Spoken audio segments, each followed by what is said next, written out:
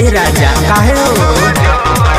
तू तो पूरा लगवला जोर हो रहे देहिया हमारे कमजोर हो